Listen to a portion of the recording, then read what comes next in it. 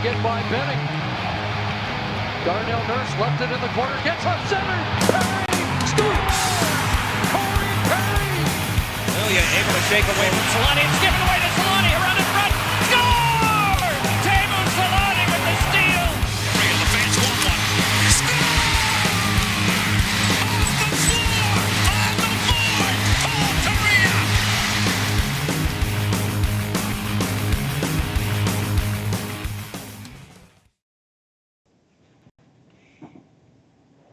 What do we even do?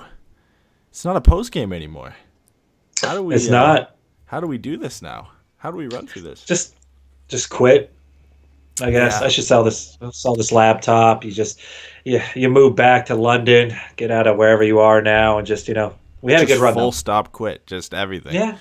Not even just the podcast, just everything. It's just really not worth the effort anymore. I mean, we got how many people in there right now? 2, 3. Enough. Enough. All right, it's just you and me. No, we can't do it. But yeah, if you guys are joining us or you're listening later, welcome to the Forever Mighty podcast, the new format, the twice a week format. No longer are we doing the post game show. A lot of people want us to switch over to this format so we could better serve you guys on a more consistent basis. And here we are, on time. Yeah, exactly. Well, 5 minutes. Okay, we went live at 10:30, or 7:30, but. We're actually now it's 5 minutes after, but at least it's not 20 minutes later. That's usually how the post game goes. We'll say we're going to go live 15 to 20 minutes after the game, and it turns into 30 to 45 some nights. But that's what happens. It's usually when you go on the fly.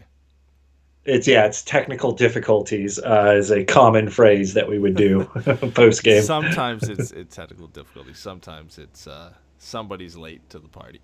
But we do have 3 Ducks games that we missed. It should be 2, but we missed the post-game show. I missed the post-game show. Not us, you. For the one that was supposed to be the last post-game show of the post-game show era against the Vancouver Canucks, where the Ducks won 2-1 in overtime. Ryan Getzlaf gets the OT winner, which was beautiful and poetic in game number 999.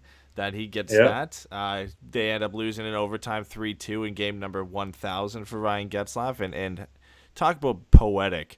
How does this work out that Ryan Getzlaf plays game number 1000 in the Ducks 2000s game, where he's played in exactly half of the Ducks games? Obviously now that's changed, but at that point, I don't know if that's ever happened. I don't think that's ever happened. Probably not, where it's an even 50. Can you imagine the guy who's setting the schedule and his OCD kick starts going? It's like, oh my god! If he stays healthy, it's 1,000 and 2,000. We're perfectly even. And Chicago, if I'm not mistaken, is the first team he's scored a goal against. So it hits all the numbers. Yeah, all the numbers kind of hit for that OCD. Just like okay. Perfect. Relax. It's like if Gretzky hit 900 goals, you're like, okay, OCD can calm down. But he stops at 894.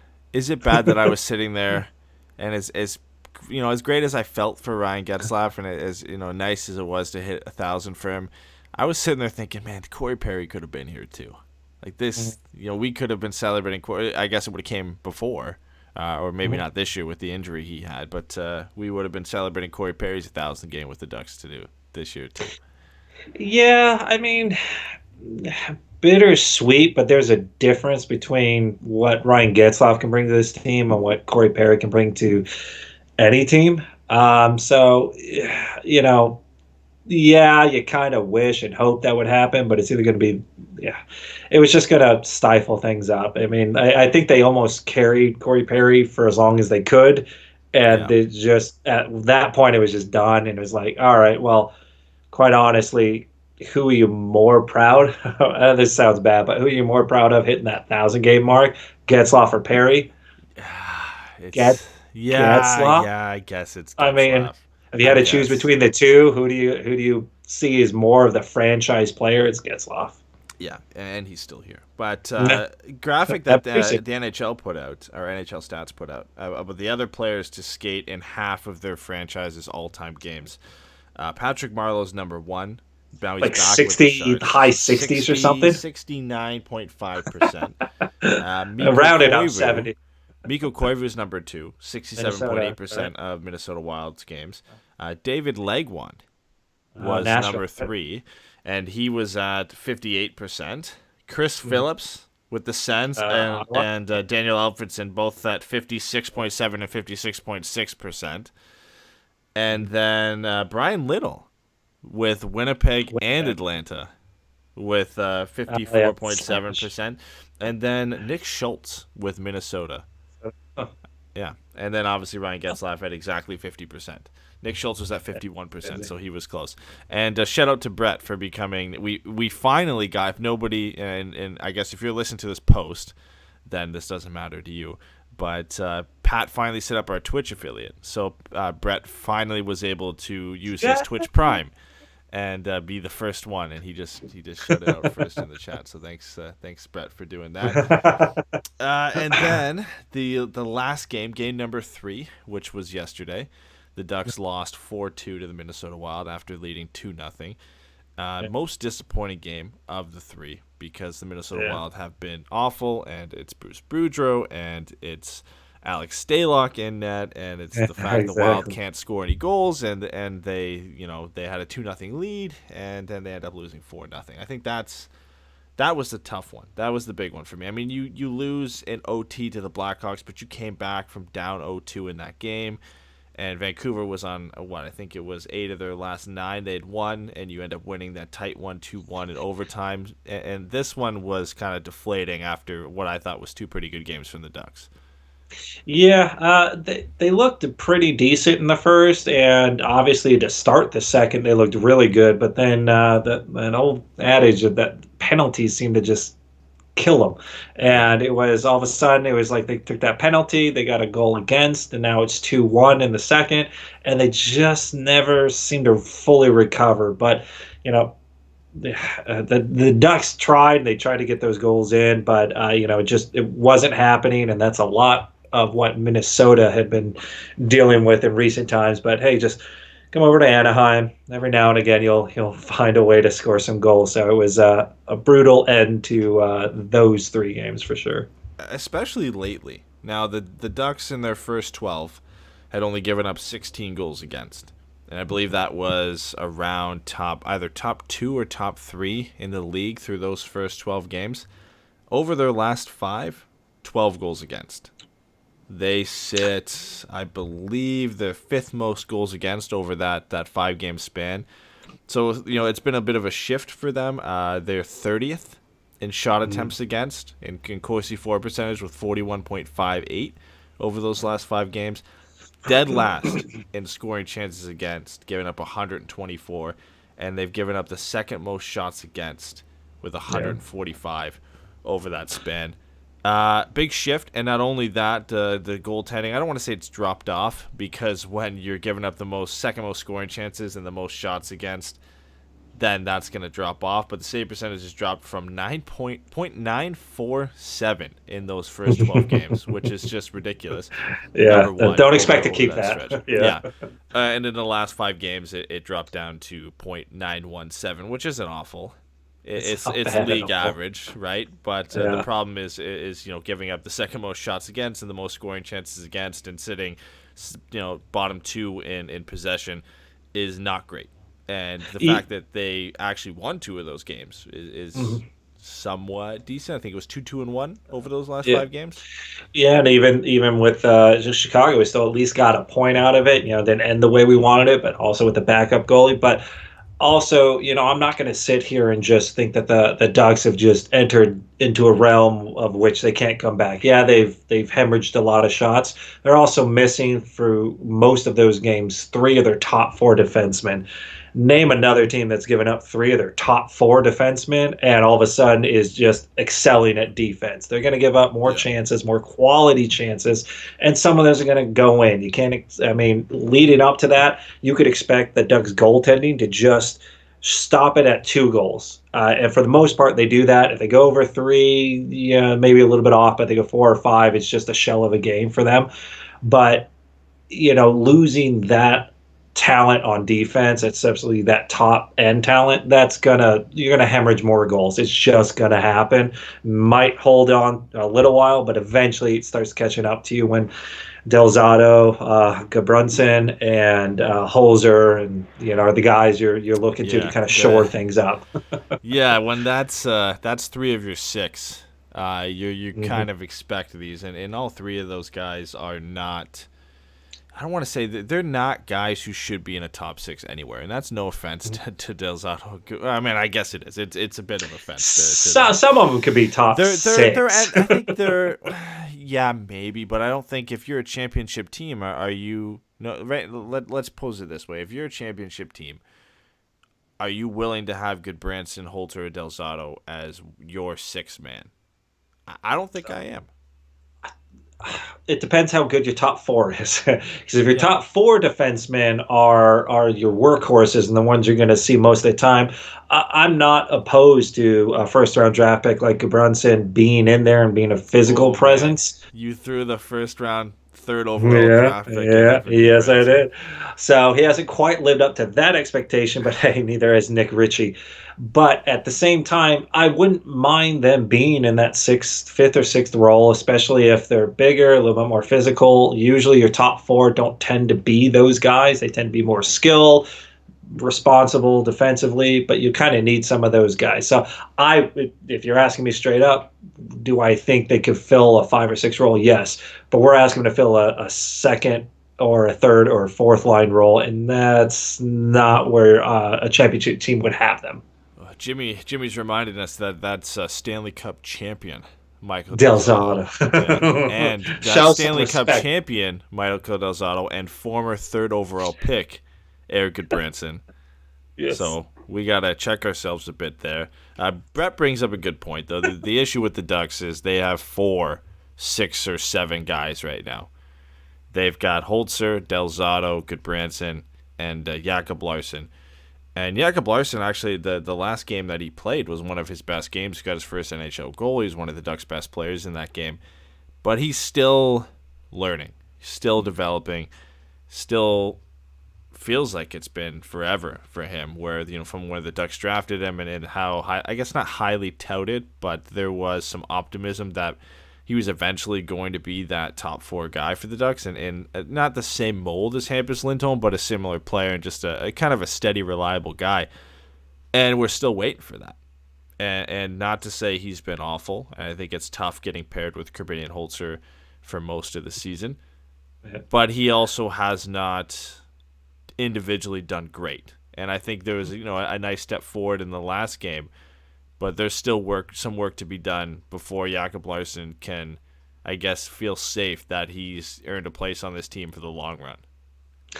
Yeah, and, as an organization, the Ducks really weren't anticipating going very far. It was mostly, hey, get these guys in, get them some experience, let them learn what they need to do, that sort of deal. So, once again, if you're expecting the Ducks to just be, a 60-win team or a 50-win team, it's not going to happen. If they get in, they're sneaking in, and you're going to have that learning curve. They're going to have those setbacks. They're going to have their successes. That's going to go from the defense, who got a lot of young players in there. Mahura is another one. And the forwards, where you look at Max Jones, Steele, Terry, they're still going to have that learning curve that's going to take a little bit. So when they struggle a little bit, I'm not too worried unless they are just not getting any chances. And the team's still getting chances, and they're going to, like I said, learn.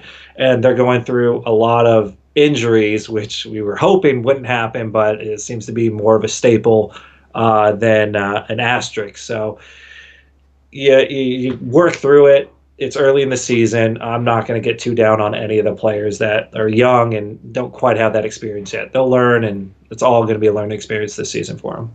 Yeah, and Jakob Larson's still 22 years old. He's not old by any means. Maybe he's old in the sense that the Ducks have some really young players coming up, and in that sense maybe. But we've heard him forever, Yeah, he's like definitely, that name is like he's coming up, and it's like, all right, well, I've heard that for the last 3 years. Well, he's only 22. Oh, I thought he was older. Yeah, and I think in his case too he's come over from Europe, He's been in the AHL for a while. He's been with the Ducks. I think he even played a little bit in his rookie season with the Ducks. He played, I think, just under 9 games so they could send him back. So he's been around for a while. And he kind of got the similar treatment to Cam Fowler, who's on pace for a career year. Cam Fowler played his rookie season with the Ducks. Best year of his career was that first year. He had 10 goals and 40 points on the year. Right now, he's on pace for 38 points. Can he reach it? Can he do it? Now he's been very good, and I think he's put up 4 goals so far this season, 3 or 4. Yeah. So there is some optimism he might hit that if he stays healthy. If he stays healthy, in my opinion, yeah, he could. I don't see. If he plays 82 games and this style stays the way it is, and especially if we get more of those, better defensemen back, the Lindholms, the Mansons, adding Gooley to that, you'll start seeing him free up a little bit more. But this style is designed by Aikens, Coach Dallas Aikens, to have the defense move in. I've seen Del Zotto below the goal line. Del Zotto is not a goal scorer. Gudbranson's not a goal scorer, but I see them in the play trying to create offense. And then you add someone of Cam Fowler's offensive expertise.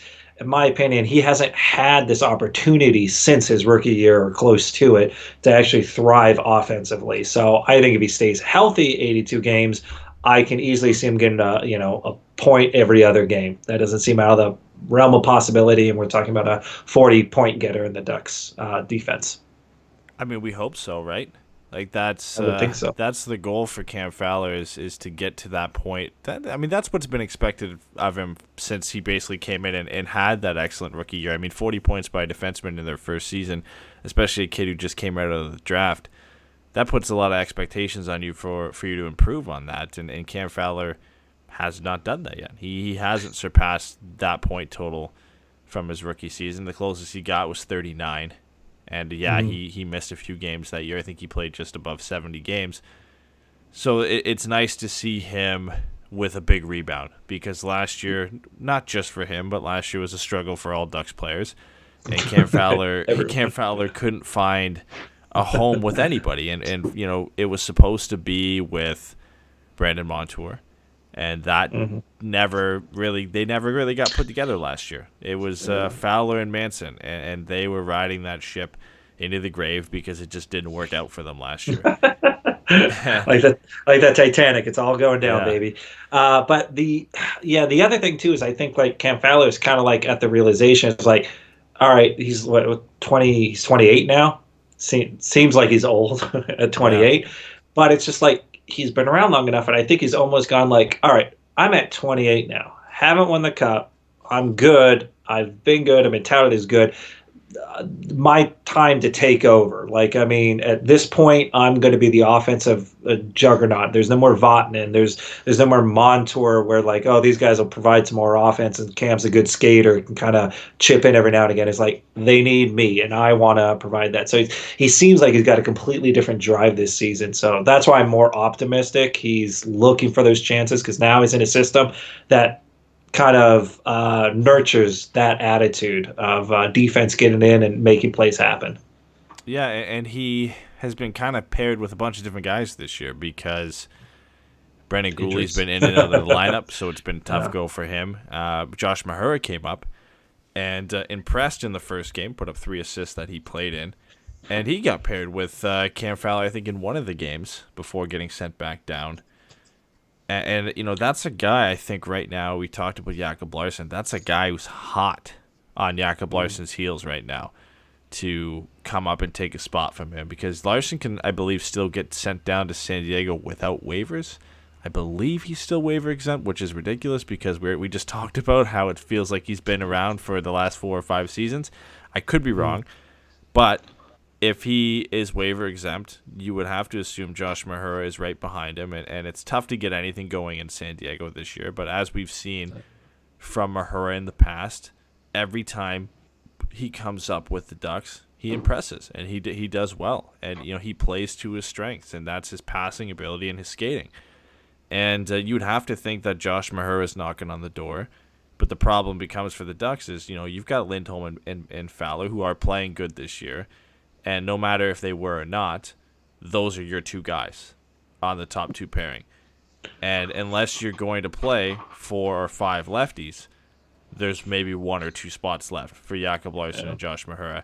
And sometimes it's not the best idea to throw one of those guys on their offside. It worked with Brendan Gooley at times, but then Cam Fowler was the guy who shifted over to the right side. Jakob Larson's played on the right at occasion, but he's always found his way back to the left. So you'd have to think right now that final spot between the two young guys comes between Jakob Larson and Josh Mahura. Well, you know where I stand, and I guess most of our listeners would maybe know where I stand on this. Is I'm not a big believer in, if you're a defenseman playing on your offhand, that it's such a detriment and it's so hindering to your game that your stick happens to be in the center of the ice versus along the boards. Yeah, it makes quick, you got to get it out. It makes it easier to do it on your forehand versus your backhand. But I think when your forehand is on the inside, you are more open to making moves around. So I'm not opposed to guys that are not playing their normal wing, as long as they feel comfortable doing it. And some guys won't be. But if they're comfortable doing it, Cam Fowler started just all of a sudden experimenting with it out of necessity once Carlisle left. And all of a sudden, you just saw this guy darting in and out of plays and moving the puck out versus, just chip out, move on, and, change. Whether that's the style of play or just that, hey, let's play on your off wing and see if you get a little bit more opportunities. You're willing to hold the puck a little bit more, make better play. And I'm not a big believer in the your handedness. Yeah. You have to be in that lane. Well, you've always been on that train, right? Yeah. We talked about this multiple times on the post-game show already, that as long as you can play, there should be the best 6 guys in the lineup at all times. I kind of subscribe to that theory, but I do like having at least 2 right-handed shots in the lineup, and I think the Ducks are a perfect kind of case example of that this season, and the fact that right now their top 2 right-handed shots are Erik Gudbranson and Caribbean Holzer. And you look at would you rather have Jakob Larson and Josh Mahura and even Michael Del Zotto in over those 2? You could make the case for it. So there is an argument there, and I think one guy we have to get to, because we really haven't talked about him much, is Erik Gudbranson. Not so Gudbranson so far this year. 6 games with the Ducks so far. 1 goal. Yeah, 1 goal, which I still think Ryan Getzlaf tipped it, but no, I don't. The NHL has determined that that's Erik Gudbranson's goal. I know it didn't hit off Sam Steele in front. It hit off Auli Mata, but I should throw this up on the stream because I'll pull it up. But the angle that they showed it when they slowed it down, it looks like Ryan Getzlaf gets a small piece of this because it takes a deflection and kind of dips down. Now this could be a knuckle puck, but yeah, I think it does, but I think it's the first layer of the was it Vancouver, right? This would have been Vancouver. Was it the Vancouver game? No, because Silverberg and Getzlaf scored that game. Yeah, Chicago. Yeah. No, because that deflects and Getzlaf gets the puck later and says that's his first goal. So he grabs the puck and goes, I don't know if he wants it, but he grabbed it from the linesman and he was mic'd up for that game. And then he's like, yeah, it's Good's goal. It's I don't know if he wants the puck, and he throws it to whatever trainer or whatever. But is Ryan Getzlaf the type of guy to take a goal away from somebody, especially a guy scoring his first goal? No, because I didn't even think he was even that close to deflecting it. I think he's the one who threw it up to Gudbranson, and Gudbranson fired it away. I watched the whole slow-mo where they kind of following the puck all the way there. I didn't think Sam Steele deflected it at all either. But yeah, it changes direction. I mean, it doesn't have a straight trajectory towards the goal. but I don't think it's Getzlaf where it changes direction. I think it's the first layer of the Chicago, I don't want to say defense as a forward, but when they're Yeah. out there trying to challenge, that's where all of a We've got sudden it. We've got it on the stream now, and the initial shot for Gudbranson definitely hits a Chicago Something. player's stick. I can't see which Chicago player it is, and Whoever then it the starts top guy is. knuckling, Yeah. and then it takes about a half a foot drop, right Which, if it when knuckles, Ryan gets that will. right, and that and will. I that's where I couldn't make the determination if Ryan gets tipped it, because it knuckles down right when he kind of throws his stick in that direction. And I'm not sure if he tipped it. I was subscribing to the theory that he did tip it to begin with. But I mean, I'll give credit where credit's due for Erik Gudbranson getting his first goal. That's besides the point, because we knew coming in, having Gudbranson was going to be an adventure in his own zone for him, and it has been. Which, again, like I said, is to be expected. His shot attempt Corsi for percentage is 41.92. That's, I believe, third worst on the Ducks over that span. His expected goals per 60, expected goals against is 2.83, which is, I think, third or fourth worst on the Ducks. And he's playing about 17 minutes per game. So he's not playing over 20, but he's still making a significant impact where it looks like, obviously, Hampus Lindholm is carrying the load on that top pairing with whoever he gets paired with, and I think Gudbranson's been kind of that guy lately. But it seems like Gudbranson is just getting thrown out there 5-on-5, and occasionally we've seen him on the penalty kill, which I guess is a good thing, because if you're going to want him to play anywhere, you don't want him playing on the penalty kill. He's been, I don't know, how do you feel about him? Because he's been what we expected, in the sense that it was always not going to be great. Yeah, man, it's an interesting one. I don't feel like he's been bad. Like if you're expecting him to come in and just replace the top two defensemen on a team, not going to happen. Has he looked bad? Has he looked slow? Has he looked out of place? No more than anybody else on defense. So, in my opinion, I think he's a little bit better, because I was worried about all those underlying stats that he has, and all those underlying stats just say, oh, he's the worst. He's worse than the worst. How is he in the NHL? And I look at him, he looks like an NHL player, but I mean, he's a top NHL player. He's just 5'6", and he's a big dude. But he doesn't look slow. Doesn't really look out of place to me. He's got a niche that's going to help, but he's going to fight with Stanley Cup champion Michael Delzato. and just your Michael Delzato, and then Holzer. I mean, he'll be there. I think he's more brought in to be big and physical in case Holzer's not there. So essentially, he's like, is he a little bit better than Holzer? And that's where I try and place him. Is he better than Holzer? Yes, Holzer becomes obsolete, in my opinion, at this point. And right now, we're forcing him into play higher, because now we're missing three of our top four guys. The problem for me is he is maybe better than Holzer, but we can't. The problem therein lies. The fact that we can't determine if he's better than Korbinian Holzer by just looking at it or looking at the underlying stats is kind of a concerning sign there.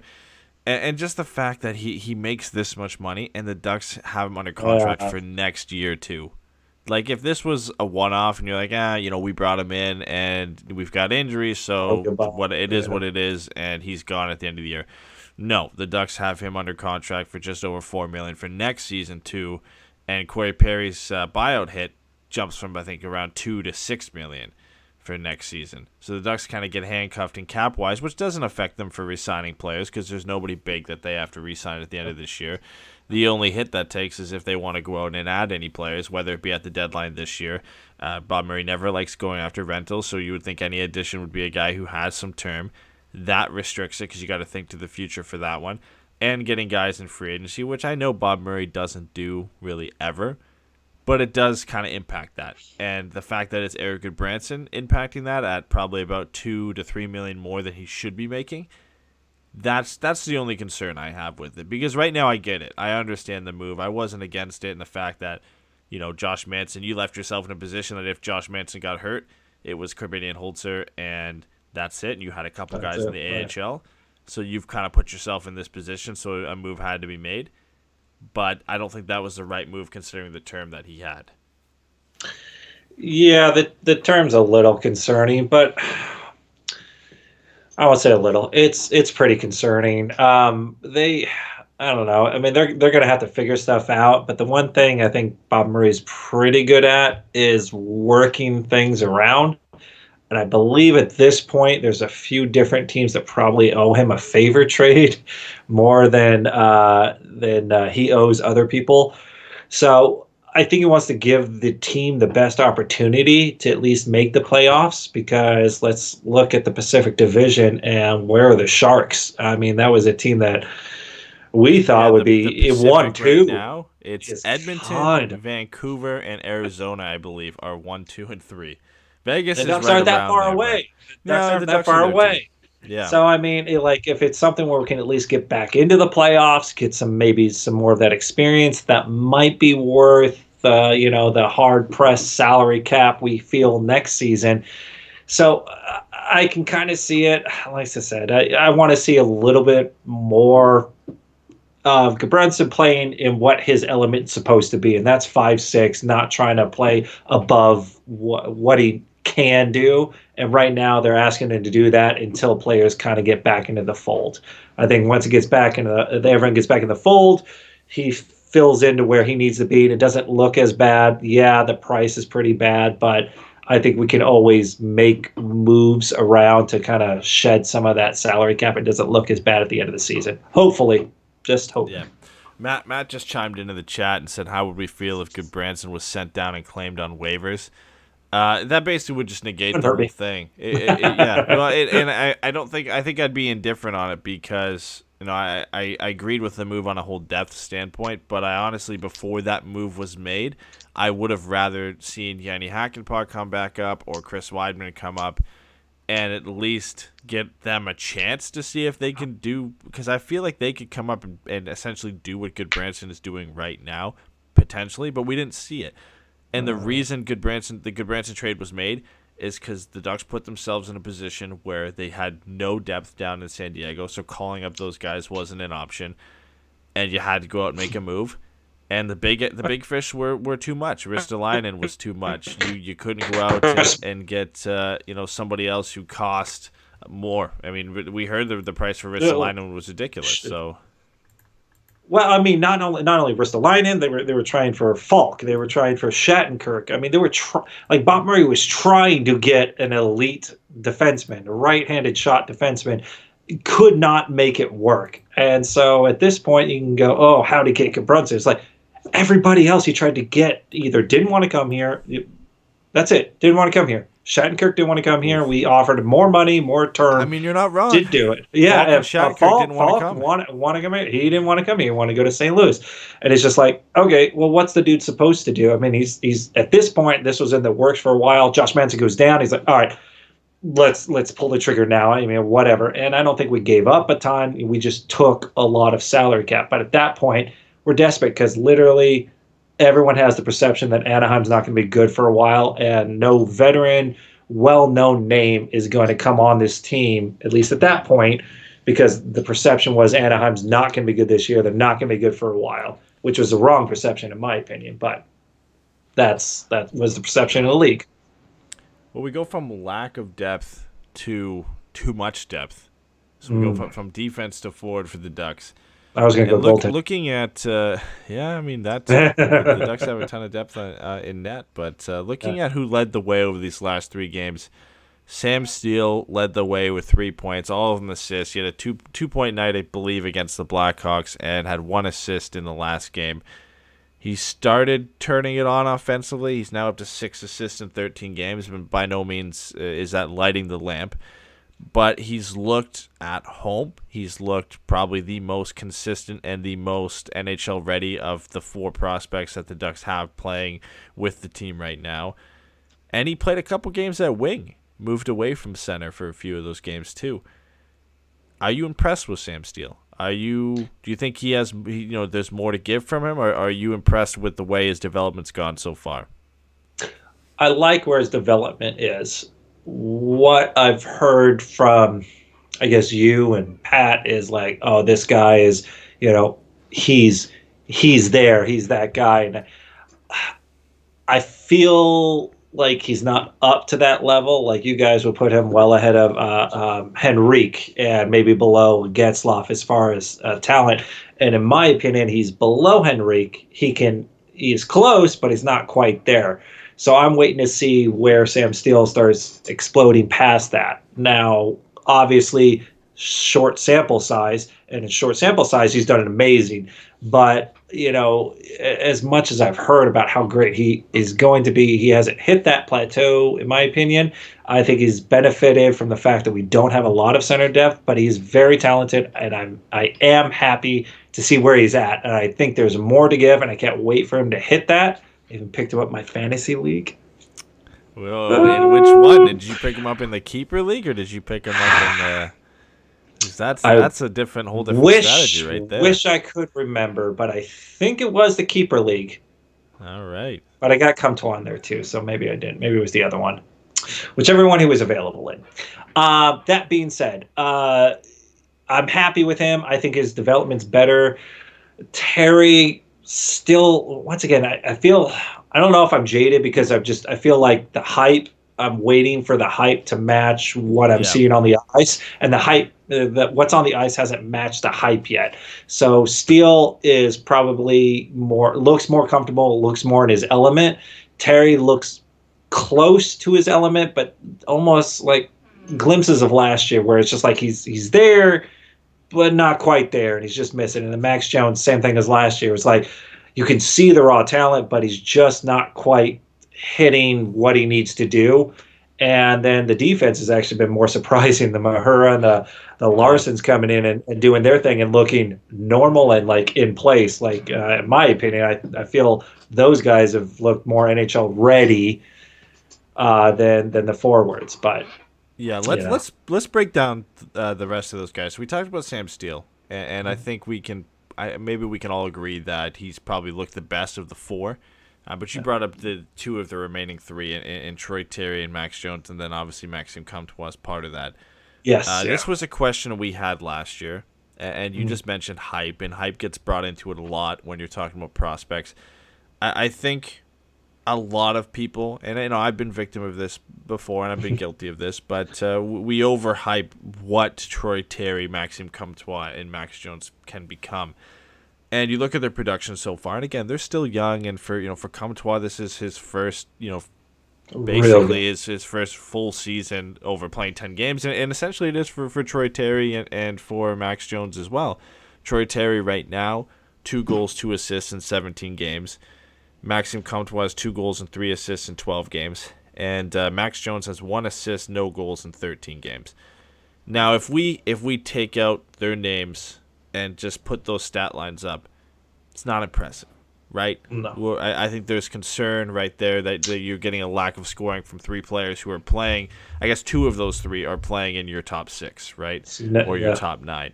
And they're playing some significant minutes. Maxime Comtois isn't bad. 2 goals and 3 assists in 12 games is not bad at all. It's close to a point every other game. So it's not awful. And I think he's probably looked second best. But I do have some concern because I feel like the Ducks' lack of scoring and the way their system is set up this year, it kind of impacts them a bit. But if we're talking about them living up to the hype and being the type of players that they've been hyped up to be, then you can be concerned in that sense. Where I don't think these are guys on their own who can carry and drive play. And in that, then it becomes the players you put around them and how well they do. I feel like that's the pieces the Ducks have here in Troy Terry, Maxime Comtois, and Max Jones. Is you put a good team around them, they can be very effective players in a top 9. But I don't think Troy Terry is a guy who's gonna carry a line on his own, and I don't think Maxime Comtois is going to be a guy who can carry a line on his own. And Max Jones, I still, as great as his physical play is and his intensity and his compete level and his effort is, I still worry about the finishing ability. And, we said last year that, he was bad luck, and if that doesn't continue into next year, then it's not a concern. But we're 13 games in, he has 1 assist. And I know he's been playing a lot on the fourth line, But at some point, you gotta get concerned about that. Yeah, I mean, I can understand being concerned, but I can also just understand that, maybe in this one instance, maybe they're rushing him. It sucks. He's kind of in that in between zone, and the reason that they got, or Max Jones specifically got sent down, was just that he has to work on certain parts of his game. And Dallas Eakins even said, like, listen, he's got to be, I'm going to paraphrase here, balls to the walls if he's in practice, in games. And the other thing that he said is, I shoot. got those comments. Yes. So we can read them off here. Just I threw them in there because I knew they'd come up. But some of the comments, if you haven't read it, it's from one of Elliot Tieford's most recent articles. Great article. Eakins gave some pretty good comments on what Max Jones has to work on. And this is what he said. So he said, for Max, it's really simple. For each and every shift and every practice, he has to be highly competitive. That's first and foremost. The second thing he's got to do is he's got to build trust and responsibility through great puck management. And the last thing is he needs to work for his chances and then be simplistic when they're there. That's something that comes. We had him in San Diego, and he was just prone to, he would get to it, and he would have it in the slot, and the shot was there, and it was just one more move. He doesn't need it. The kid's got a rocket of a shot, and basically just goes on to say, like, Max Jones is making too many decisions when he has the puck. And we've seen that. He's made some highlight reel plays where he's deked around a defender, but the shot was there. And I think, like you said, I think it was a mix of them sending him down as kind of a statement, and also the fact that they weren't playing, so he gets a game in with San Diego, and then he comes back up the next day. So it's a mix of that.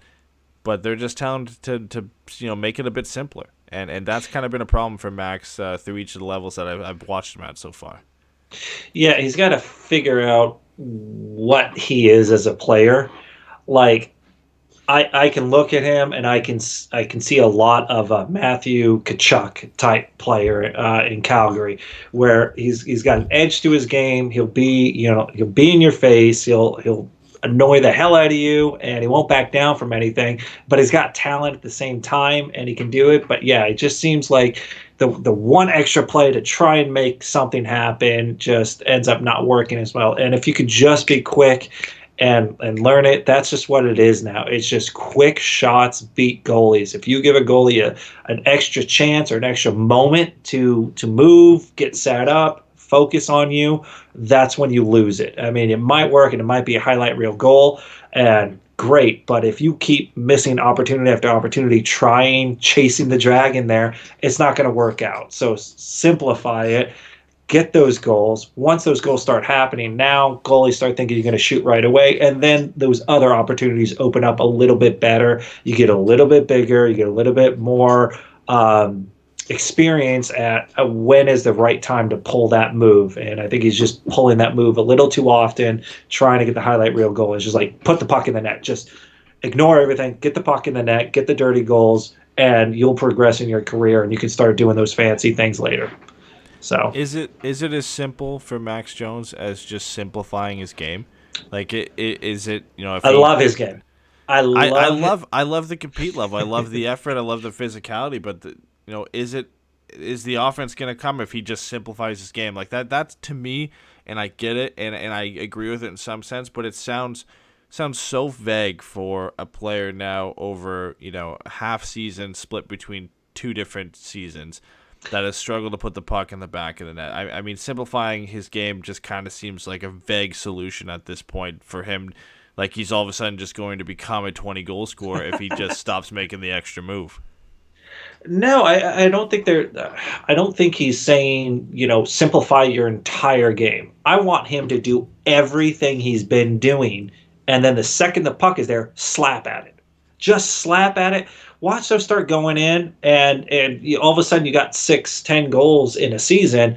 That's something to build on for next season. Next season, you get a little bit bigger, a little bit smarter, a little bit quicker. I mean, he's young enough that he is going to improve physically, skill-wise, year after year. He doesn't have to try and play and make the skill highlight reel move every single time to score goals. And I think if he keeps trying to do that and he becomes less and less successful, it becomes he's got all the right tools. He's just not finishing. It's almost, in a completely different physical aspect, a Cogliano thing. The skill's there, the finishing touch just isn't. I'd rather him do, because he can create plays on his own. He's very much like a Kasha, where he's dynamic, where it doesn't matter if he's playing on the fourth line, the first line, second or third line. The guy's gonna create his own chances. He's gonna create his own plays and his opportunities. But then he gets that opportunity, and then he just tries to do that extra move or that extra two moves, and it doesn't work out, or he makes that one pass that just doesn't make sense at the time. It's just focus on just getting the puck in the net. That's it. Just go hard, get those dirty goals, and then seasons passing, you'll eventually start getting that timing down, that expertise of experience, and then you'll start seeing those highlight reel goals. I just feel like if he does that, he'll be better than 0 goals in 13 games. Right. 2 goals last season. I think it's a slow burn with Max Jones in the He'll get sense there. that he's going to be a project for a couple of seasons. Yeah. And I think eventually when he figures it out, he's going to be a valuable piece in your top 9. It's just having the patience for him to get there. And there are plenty of players like this where they've got the tools physically and just they're capable of creating offense. It's just they haven't figured out that consistency at the NHL level yet. And we've seen players that they'll come into the league and teams will give up on them. And then they go to a new team and maybe it's right away or a season later they figure things out. And you have the other team looking back on it saying, why the hell did we give this guy up? I feel like Max Jones could be that guy. The Ducks are just going to have to be patient. And I think for him, he's doing everything right, and it just comes down to, like they said, in a way, simplifying your game and just getting the experience. I mean, playing a full 70 to 80 games this year is going to be big for Max, and maybe he figures it out quicker than we think. But I think for him, it's going to be a bit of a project. Maxime Comtois has been pretty decent, as we said, and Troy Terry, I think, is one to keep an eye on whether he's going to figure it out. I think for where the Ducks got him in the 5th round, it's definitely not bad. But the hype, I think, that people surrounded around him is it's put more pressure on him to be better than he has been. Because, 4 points in 17 games is not good. It's not bad for a young player, and especially if you take everything out of the equation and say, we drafted this guy in the 5th round. He played NCAA. He's coming over. He's not played a full season yet. He's been mixing up lines, playing anywhere from the first, second, or third line, and he's got 4 points in 17 games, and he's looked okay. I think that's fine. But then you throw all the hype that's surrounded around Troy Terry playing at the World Championships and being a hero for the U.S. and the World Juniors and being a hero at Denver. And like all of that on top of it, there was a lot of high expectations around a guy who's probably, around where he should be at this point. Yeah, I guess that's it. And they're giving him the opportunity to play higher up in the lineup. And yeah, I mean, if 4 points, I mean, Rowney, I think, has 4 goals, 5 goals and an assist. Yeah. Okay. So I mean, and that's 4th line. What's Derek Grant at? I mean, so I'm more disappointed in how Terry plays. I guess that might be expectations, but it's also been waiting around. He played at the end of the season, or I think maybe in the playoffs. 2 years ago, yeah. 2 years ago. Last year, played the first few games, was disappointing, left, got the whole build up being in the AHL, came in, was impressive. And then this year, 4 points and 2 goals in 17 games. That's just not where you have somebody who you're constantly putting in your top 9. And so I'm waiting for that to happen. I'm more concerned about him than I am Max Jones. Like, I think Max Jones has the body and the type to play. Terry might, but, if he's going to be a quick, skilled, fast player, your window is a lot smaller in the NHL nowadays. And so if you're not hitting that early on, let's give him time early in the season. We need that secondary scoring. So we need goals, and it's still not quite happening at the pace we quite need it. And, some of these young guys need to kind of step up a little bit. And I think Troy Terry was probably the one that everyone was looking at to produce more offense than anybody else. All right. Last couple Ducks topics before we move into our new NHL segment on this show, which we'll get to in a bit. But one of the last things I want to touch on here is Ondrej Kase. He returned to the lineup against the Minnesota Wild after suffering what turned out not to be a concussion. It was a jaw injury, is what it was reported as. Now you can put on a tinfoil hat on that if you want, and go out and make all kinds of conspiracy theories on whether he had a concussion or not. But it was reported as a jaw injury. But surprise, surprise, Ondrej Kase has been probably the Ducks' best play driver when you look at the underlying stats behind it. His Corsi-4 percentage, so the way he controls shot attempts at 5-on-5 is 59.09. His expected goals for percentage is 55.09, and his high danger chances for when he's on the ice is 66.67. And all of those are either 1, 2, or 3 on the Ducks. And if you take out the guys who've only played a couple games, Ondrej Kase is usually number 1 in all 3 of those categories for the Ducks. Despite driving play, though, pointless in his last 4. Yeah, but I don't care. I mean, if he's doing everything right. If you look, he passes the fancy stats, the eye test. The only thing is just the puck hasn't quite gone in the net. The stat sheet's the only thing that's not being his friend right now, and you'll have that. You'll get lulls. Teemu Selanne went through goal droughts throughout his career. That's a thing that happens. But if he's driving play, every time he's a threat at any point. He almost fought Greenwall the other night, which wouldn't have been a good idea. Greenway is a big kid. He's like 6'6", He's 6'6", and he had an attitude that game too. And it was just like a little bump, but even Kase gave him a little slash on the leg. I'm like, dude, you just came back from jaw injury. Don't fight the biggest dude on their team. But that guy's gonna get chances, gonna get goals. The only thing I ever care about Kase is, can he stay healthy? His style is, I don't want to say reckless. It's just high energy. It's without concern. It's like all I care about is that puck in that net, and that's my focus. It's like a dog. You just and that can be a good thing. Yeah, but it can be bad. It's like a dog chasing its tail or a car. Like what is it from Batman Dark Knight? It's like a dog just chasing a thing. If I get it, I don't know what to do with it. I just got it. That's all I want, and that's him. It's just getting it, moving it, getting it to the net. That's all he wants to do, and he's super happy if he can do it. But almost he puts himself in bad spots sometimes because of it. So my only concern with Kase has always been just health-wise. He'll get goals. The stats will follow eventually. You just can't do what he does and not eventually get stats.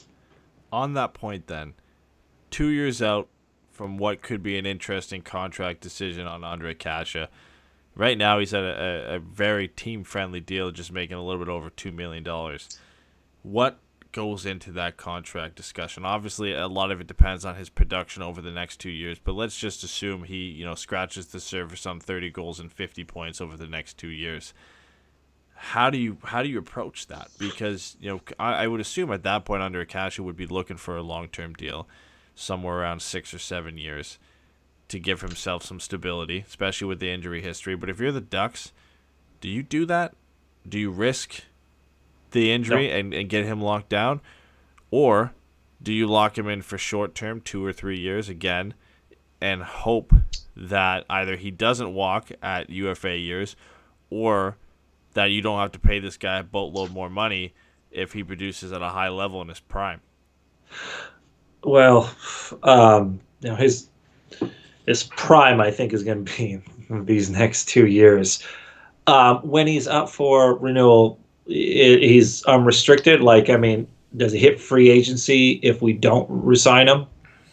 I'll double check that. I believe he's restricted. He's still a restricted at the end of this contract, but I'll double check before we get into that. But either way, I don't put long term on Kase. I was one of the people that, even as Falk hasn't done amazing in St. Louis stats-wise, I'm still one of those people that would say I'd rather have traded Kasha, since that was the rumor, for Falk. In my opinion, you get that many concussions that early in your career, and that style that he plays leaves him susceptible to more. He gets a mysterious jaw injury that keeps him out for 6 games. You don't believe him, do you? You think? I mean, do you believe that was a concussion, or do you think it was a jaw injury? I don't know a jaw injury that doesn't somehow affect your mind. And I'm sorry, if you have a jaw injury and you haven't fractured it, you put a protector over the bottom of it and you go out and you play again. You don't miss. What is it, 2-3 weeks? He's just now skating with the team. If you got a jaw injury, you can still skate, no contact, but you can still do stuff.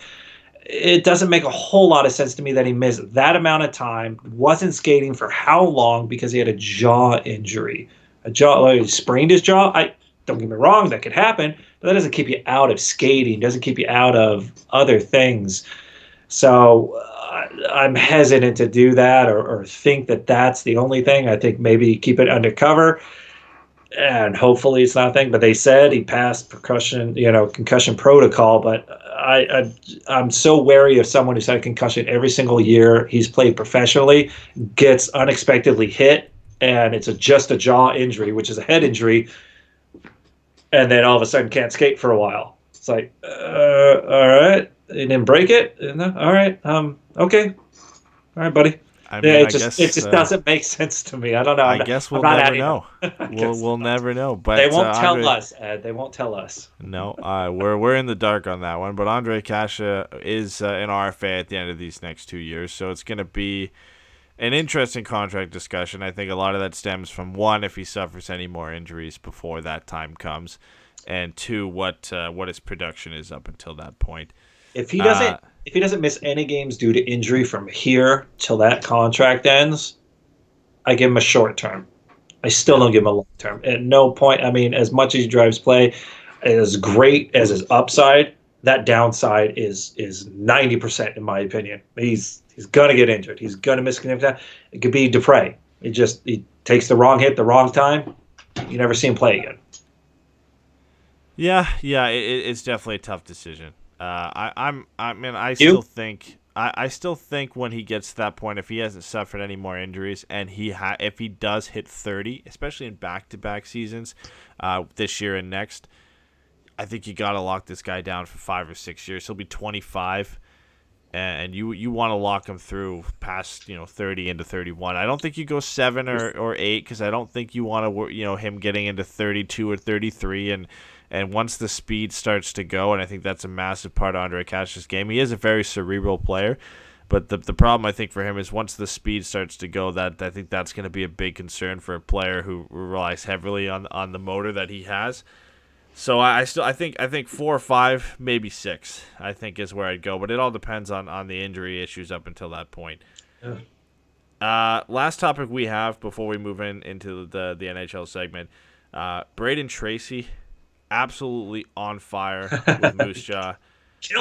I'm going to have to update this because I don't know if he's played since the weekend, but the last 2 games that I checked up on him, back-to-back hat tricks, 7 goals across that span.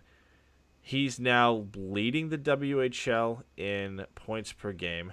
He has 8 goals and 8 assists, 16 points in 8 games, so he's just 8-balling it up. Oh, is that it? Yeah. So it's been, and I think the big concern about Brayden Tracey was last year he played with 2 OAs. It was his rookie year. Overagers. So always those guys generally do a lot better, because they've been around the league for a while, and they're about 3 years older than the other players in the league. So you never know if the production is his. And, it's easy to sync up with them and your stats go up a little bit higher because of it. Right. And so Brayden Tracey he went pointless in the last game, but the last 2 games before that he put 7 goals. He's a dud. It's over. But no, he is leading the WHL at 1.78 points per game, 16 points in 9 games played. A pretty hot week for Brayden Tracey. And then Trevor Zegras still playing on the top line for Boston Killing it. University. Scored a goal from his knees, which was pretty sweet. And then before a couple weeks prior to that, he set up Patrick Curry on the power play with a nice cross-ice pass, and he scored a pretty sweet goal himself. So he's looking pretty comfortable. And I think you look at, these were the top 2 picks for the Ducks last year's draft. Pretty safe to say so far, early returns are looking good on those 2 guys. Yeah, and can't get him over to the goals soon enough at this point because we need kind of help everywhere in that situation. So it's good. And one thing the Ducks do is they draft well. So happy for it. It's good. Zegras is the guy we're hoping can kind of be that Getzlaf replacement as the time becomes. So yay. Yeah, we hope so. Sooner rather than later, because Zegras has stated multiple times, and even when we had him on the show, that he would like to play for the Ducks at the end of the season, depending on how his year goes in the NCAA. So hopefully we can see some of that. We're hoping to get this in right at the hour mark, but of course we went a little bit over. But the new segment we have on the show is called the Shootout, and it's brought to you by CoolHockey, and that's where we kind of talk about some of the biggest NHL headlines that have been going around lately. And the first one I had to get to, because we mentioned this on Pucks and Brews, and we were talking about, I think, just the Svechnikov goal. Yeah. Maybe we discussed the Tkachuk goal too. But Andrei Svechnikov scored the first lacrosse goal, not the Michigan. He scored the first Michigan. Goal. Oh, yeah, the Michigan goal, yeah. Yeah, he scored the first one in NHL history. And then the next night, Matthew Tkachuk says, "Hey, I whatever you can do, I can do better." I can do better. And he one-times a puck from the hash marks with a shot between the legs. Yeah. What goal for you was better? Which one is harder, and which one was more impressive? Keep in mind, Andrei Svechnikov did not score this goal when they were up 6-1. This was a game-tying goal late in the third period. But Matthew Tkachuk did a between-the-legs play from the hash marks, beating, I believe right now, the best goalie in the NHL, stats-wise, as far as Pekka Rinne. Beats him top corner with 1 second left in overtime to beat the best team in the Western Conference, Nashville Predators. And he doesn't do it from in tight where he's got time to think it out and do it. He literally just, there's the puck. Oh, I got to do this move. Shoots it. Somehow does it between the leg from that far away, that high, that quick, that accurately. I gotta give the edge there to Matthew Tkachuk. As great as the Michigan is from Svechnikov, it's almost like, all right, I've planned this, I've tried this, I'm gonna do it, and it was good. We're splitting hairs here. Svechnikov tried this last year, and it hit the crossbar. So it's not like. And as much as I think it takes a lot of skill to pull this move off, I can't pull this move off. But we see a lot of kids are able to pull this off. This is a move, like you mentioned this on Pucks and Brews. Anybody can do this now. Not anybody, but you can do this move. This is a move that isn't that the technicality of it is not hard to pull off. But the balls to pull that off in an NHL game, I think he has to get some credit for that, especially in a tight game where they were losing. But, yeah, for me, that Matthew Tkachuk goal, it has to take the cake. Like, it's hard enough to pull that move off and get a top corner just from a regular standing position or coming up from behind the net where we see normally this move get pulled off. But to one-time it, and get enough power on it to put a top corner on a goalie who's 6'6", 6'6" or 6'7", with 1 second left in overtime. Pure desperation and saying, this is the only way I'm going to get this shot on net. Just had no time for anything else. Yeah, I mean, that has to take the cake. And I give Svechnikov all the credit in the world for pulling that move off. It was unreal, and he ended up getting the game winner, too, on that night as well on the power play. So, all the credit to Svechnikov, but that Matthew Tkachuk goal, I think that one takes the cake for me. Yeah, once again, just splitting hairs on it. But, yeah, I mean, the Michigan was done in 1993 or 91 or something like that. So, I mean, the move has been there. And even the between the leg thing. This is the Merrick Malik, right? The between the legs has been done before. But I think it's done. But it's usually done either in tight, in close. And, it's a plan thing where Matthew Tkachuk was like, literally, there it is. This is the only thing I know how to do right now, and I'm just going to do it. And he does it, and he puts it, and he does it from so far away. No one pulls that move from that far away. The distance and getting it top corners for me. Yeah. Next thing, and it's another debate question. Ooh. And we're looking at the way Vancouver's played this year.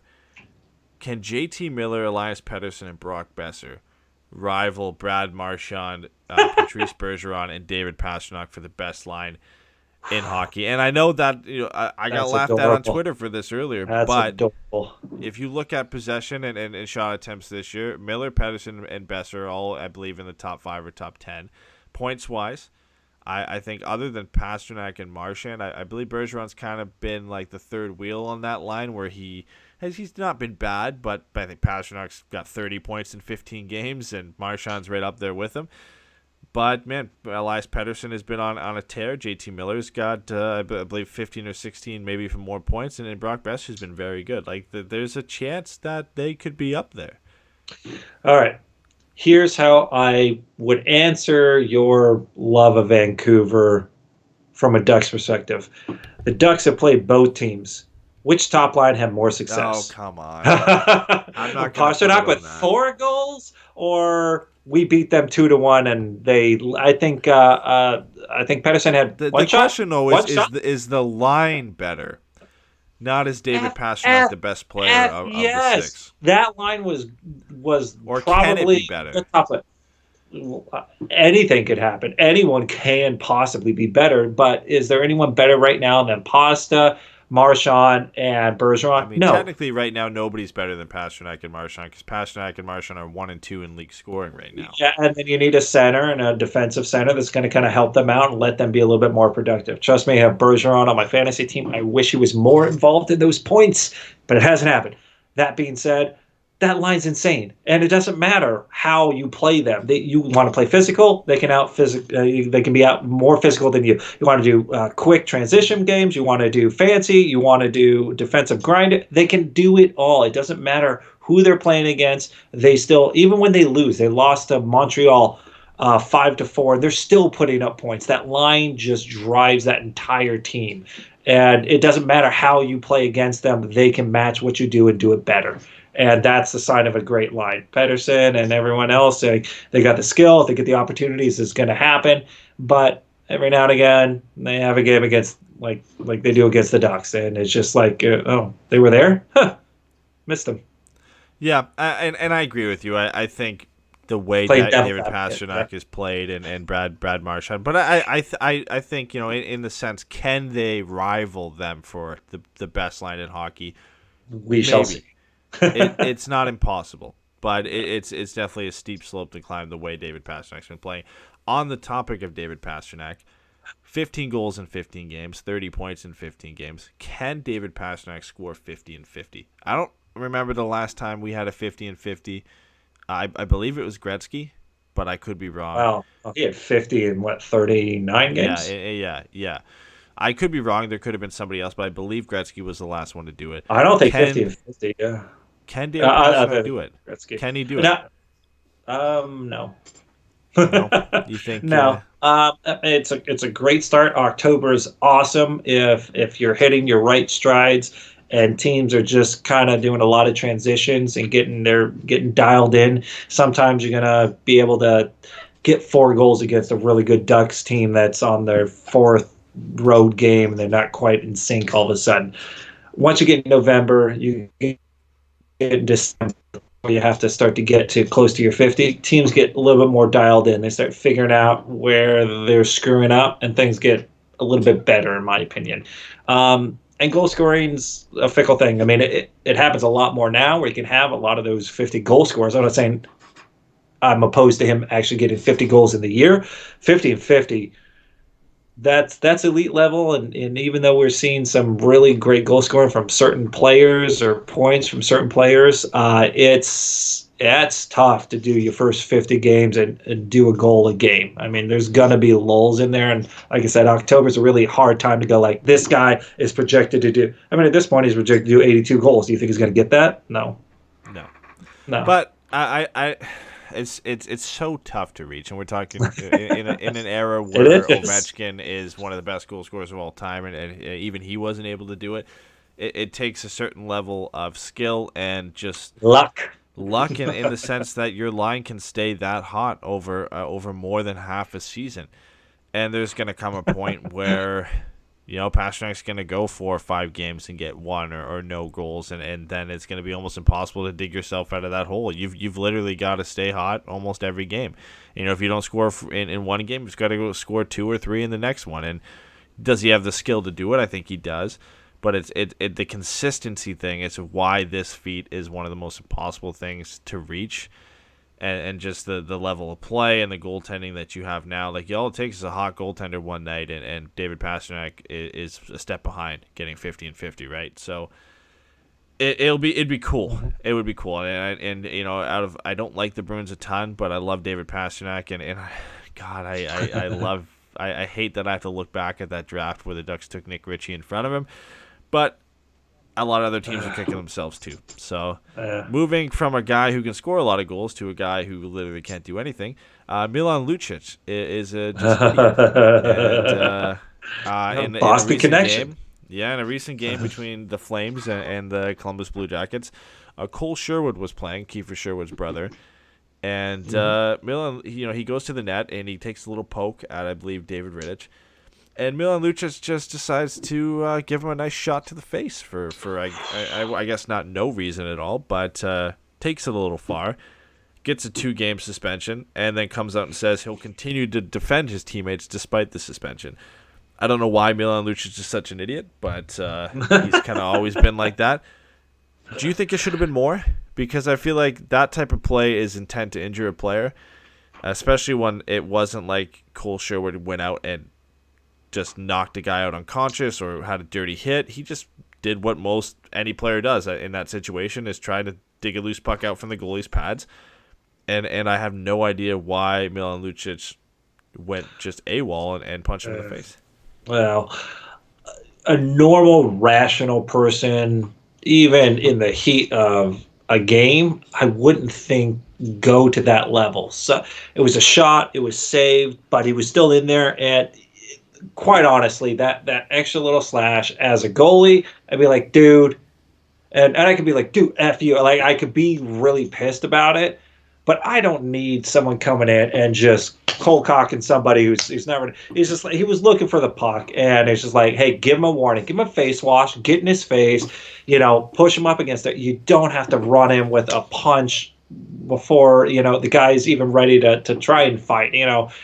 That's what I don't like about what Lucic did. Or if you want to fight somebody, you get in their face, you pull in his like, I'm fighting you, let's do this. And if he doesn't, then you take his number and then you dish out a hit later or something like that. But just to go up and just sucker punch somebody like that, and it's not the first time he's done it, and that's why I don't particularly like what Lucic brings to the game anymore. If you can't play hockey, this is what you end up doing. I'm gonna hide behind. I'm defending my teammates.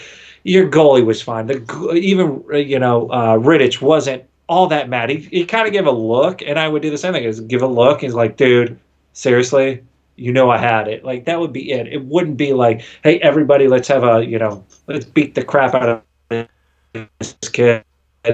Concussion, it didn't rise to that level. So the Cro-Magnon mind is a fickle thing, I guess, but he just completely lost his cool and just did what he's used to doing. I don't know if he's frustrated just about where his career is, but he's I think he's just mad watching the line he used to play on just dominate the NHL, and the fact that he's not on it anymore. The phrase or the saying, pick on someone your own size, kind of comes to mind there, in the sense that, I could understand. I don't think no matter who there it was, isn't it could have really been a lot of Lucic size no, players. but Cole Sherwood is playing his first few games in the NHL. He's not a big kid. He's not known for being a dirty kid. Like, if that is, John Scott or Ryan Reeves or whoever in that situation, I think maybe you can understand that they're maybe doing it for a different reason. But this is simply a kid just trying to go followed for the up puck a shot. and just followed up a shot. And maybe he's a little amped up. It's just for a few games. I don't think that's a smart play. Even if that is Ryan Reeves, I don't think that's the right play by Milan Lucic. But you grab the jersey, you grab the jersey, and just go like, dude, like scare the shit out of the kid. It's like that's all you needed to do. You didn't have to cold cock him and just like watch him go down. And then on top of him, he kept trying to punch him. It's like, what are you doing? Well, and then he comes out and says he's going to continue do to it defend again. his Do it teammates again. despite the suspension. Like at that point, like you're just delusional. Like if that's what are you defending there? Like what did Cole Sherwood do that So egregious that you needed to defend your team by sucker punching him in the face? I don't know, but I mean, Milan Lucic will continue to do ridiculous stuff. So I have no idea why it was only 2 games. I thought this was an intent to injure a player. I would think it should have been at least 5, if not more, because Milan Lucic is a guy who continues to do this on a regular basis. But as is, was it that he completely decks somebody? I think it was who was it? I remember. He completely decked somebody, and the dude was just standing there, and he's just like, boom, just full on right cross. I think it was this season too, right? No, no, it was seasons past because I think he's done it. He's done it so many times when he did it. Or maybe he does it a couple times every year. But so he's been suspended for this roughing incident. But the unfortunate thing is that I think it's just going to take the next time for him. It's kind of like Sean Avery. It's just like you do enough of these BS things, and then eventually people go like, all right, you're just not helping. You're just being annoying, and you're not helping the team. You can say you're standing up for your teammates, but we got guys who can score goals and stand up for our team. They had James Neal. James Neal could have done. Apparently, the Blues just traded Robbie Fabry to the Detroit Red Wings, so there's that. So it's nothing to do with Lucic, but Stevie Y is making moves for the Detroit Red Wings and how bad they've been this year. I think that we covered most of it. The last 2 things I want to get to, the New York Islanders have won 10 games in a row. You answered my question. I was going to say, is that the Islanders being good, or is that Barry Trotz being one of the best coaches in the league? I would lead 80% to Barry Trotz being one of the best coaches in the league, because you look at on paper. So look at the paper. Last year he took Greiss and Lehner to be one of the best goalies in the league, and in Lehner's defense, he's been very good for Chicago this year. Absolutely. So I got to give him some credit for maybe he is just a very good goaltender. But now he's also got Greiss and Varlamov, and guess what? Varlamov's numbers this year are pretty excellent, and Thomas Greiss is playing pretty well at the same time, and defensively the Islanders are looking like a great team, and they're just getting offense from everywhere, and they play a structured defensive style, and then you've got Matt Barzal and Anders Lee and Brock Nelson and all these guys just kind of contributing to offense, and somehow the Islanders have won 10 games in a row.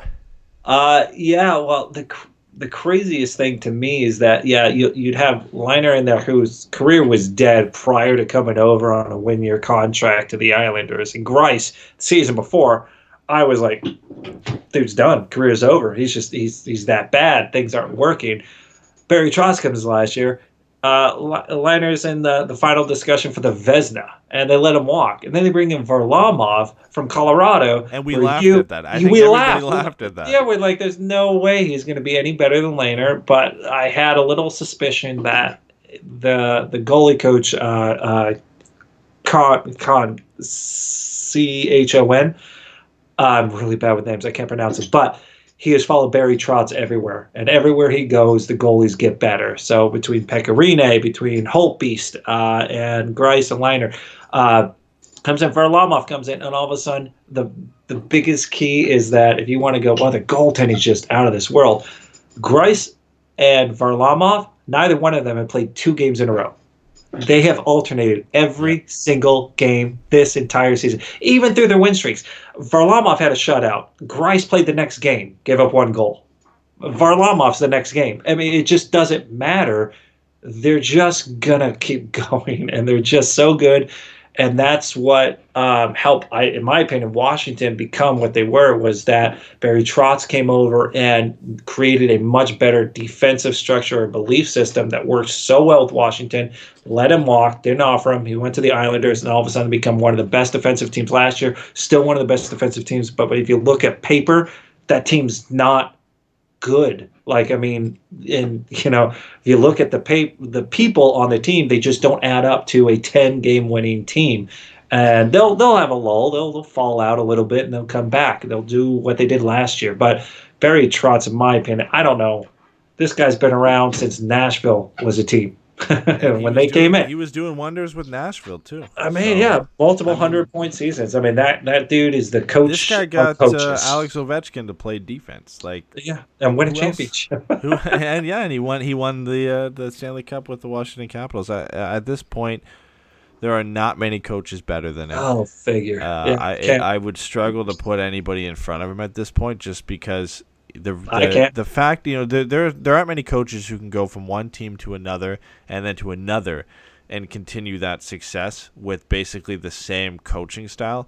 Mike Babcock went from Detroit being lauded as one of the best coaches in the league, and you look at the team that he had to coach in Detroit, and goes to Toronto, and now people are arguing that maybe he should get fired. And Toronto media is tough, and Toronto's still a good team.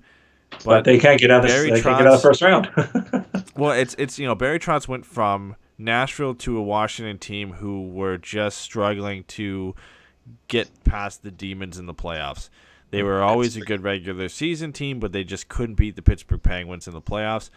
Barry Trotz comes in, completely changes it all up, and Washington wins a cup. He says, "You know what? That's enough for me. I'm out of here." And he doesn't go to a contending team. He goes to the New York Islanders, takes them to the playoffs, to a team that lost John Tavares. Yeah, and he brings them to the playoffs, and they go past the first round, and which is a win for the Islanders. And then this year, people writing them off again. I was one of the people writing them off.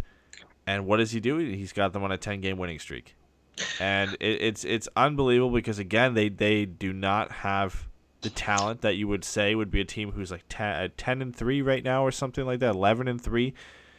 But they have Matt Barzal, I think, is a special player. But other than that, even him, he's underperforming from what I expected. This team's still clicking on cylinders that doesn't involve Barzal. But I mean that goaltending, that defensive side of things, the responsibility everyone seems to get, it's just insane. I think with Barry Trotz, and I think that goaltending coach, it's just they followed each other. They're joined at the hip, and wherever they go, they have success. It's insane. Yeah, it'll be interesting to see if they can keep it up. Right now, if they win their next couple games, they'll be the best team in the entire league and in the Eastern Conference. Washington's still first in that division, and the Caps have been very good this year. So Barry Trotz is going up against his former team. Last topic I have to get. Normally I wouldn't care what Evander Kane is up to, but it involves a Las Vegas casino and the Sharks and Golden Knights first round series in the playoffs last year. So I had to bring it up. Evander Kane is apparently being sued for over $500,000 by a Las Vegas casino. And the best part of the whole thing is the lawsuit claims that Kane received these markers that he owes them between games 3 and 4 of the Sharks' first-round series against the Golden Knights. No. So we've heard this, and we've talked about this, and everybody's kind of mentioned, and players playing in Vegas, especially in the playoffs because they're there for a couple nights in a row, how that's going to affect them. Are they going to go to the casino? Are they going to go out and party? Well, it clearly seems like Evander Kane couldn't help himself. Somehow in a playoff series that would be the place you would hope that he wouldn't be going out to a casino or doing whatever. A little bit more focused. Felt like he needed to go out between games 3 and 4 of that series and blow $500,000 at the casino, lose it all, and then not pay any of it back. How does that happen in the first place? Don't you have to put money down? He said, "Oh no, I'm Evander Kane. I'm good for it." I have no idea. We're above how it works, but it's above our pay grade. But if I don't come with cash, or with the chips that are needed to place bets, they don't take your bet. I think I'm always confused. I think he's. And again, I wouldn't know, but I feel like he has some sort of credit, like street credit, in the sense that, he is a pretty wealthy guy. I would assume that I think if you come in and say, hey, and again, they can't cash you out for $500,000 right there, and I don't think he's going to bring and walk around with $500,000. So it's you borrow the $500,000 from the casino to buy the markers, you go out and play. If you win more than that, they cash you out at some point. If you lose, then eventually you have to pay it back. And it just seems like he either neglected to or forgot or whatever, decided not to pay it back. And again, I don't even care about that.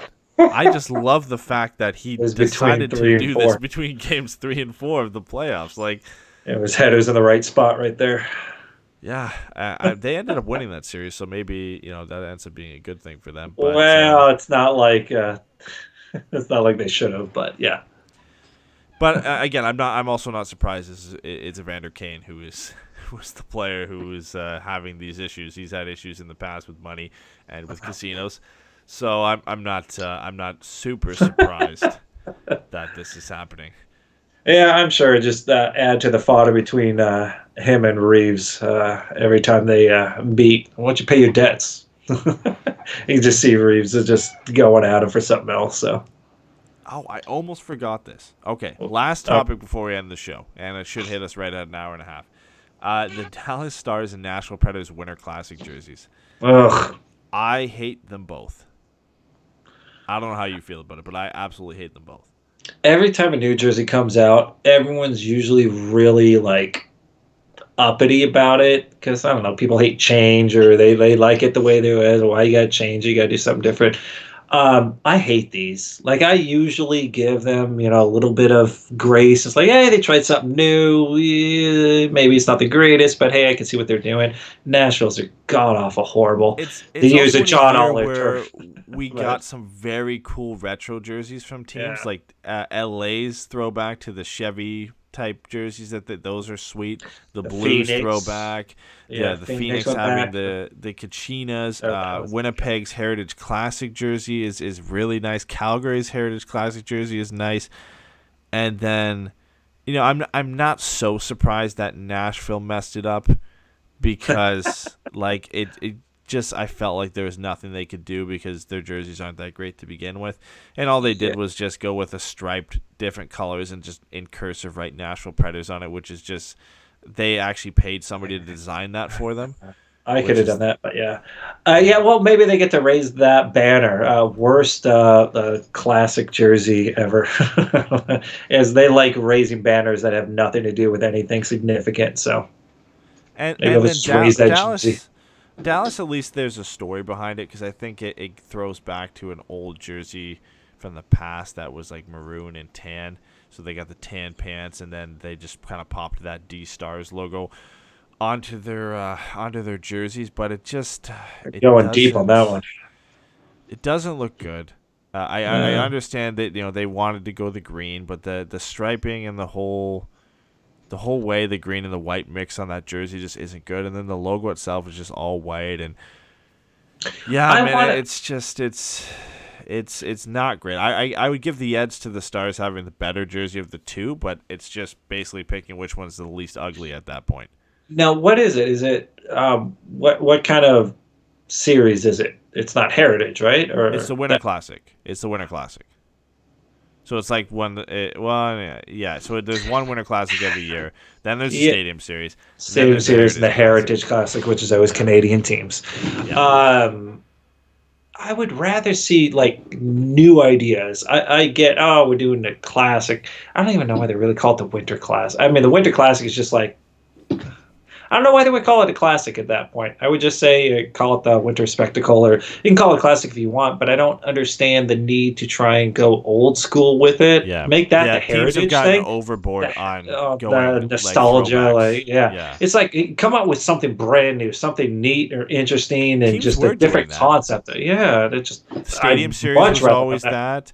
The Ducks did that was the first time they did the all orange. Was the Ducks doing the Stadium Series, and that thing actually ended up sticking around. We still use that now. Yeah, I mean, there's been a it's lot of just teams into it. who used to kind of push the envelope and have new things for Winter Classic. That's why I looked forward to them.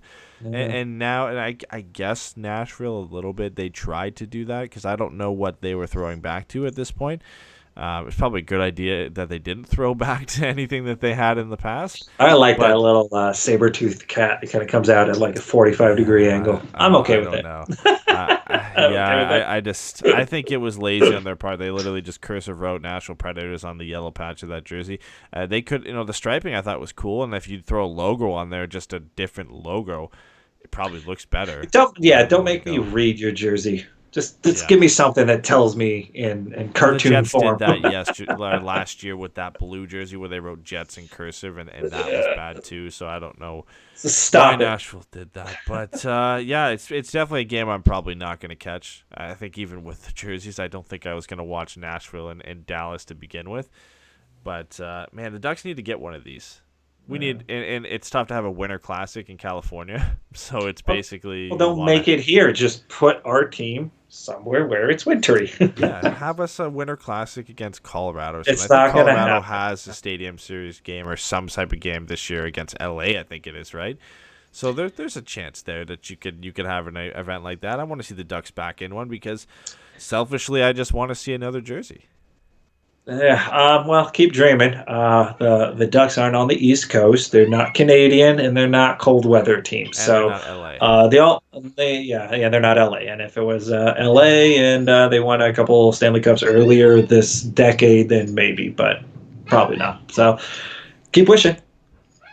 Yep. Well, that's it, and Yes. we're on to the new format for good now.